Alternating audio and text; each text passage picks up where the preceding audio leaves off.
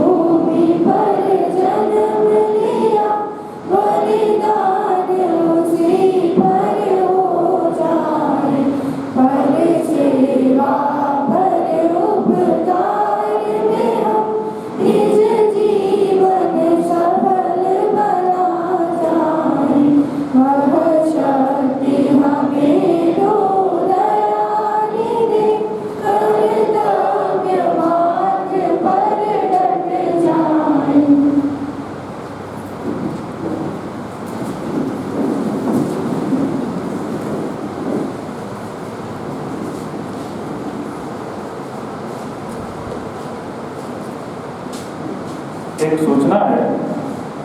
किसी छात्र का फोटो, 4-5 फोटो छोटे से पॉकेट में रखा गया है, किसी का कॉलेज परिसर में गिरा हुआ मिला है। जिस किसी का भी हो वह भूगोल विभाग में अभिषेक सिंह जी से मुलाकात करके वो अपना फोटो प्राप्त कर सकता है।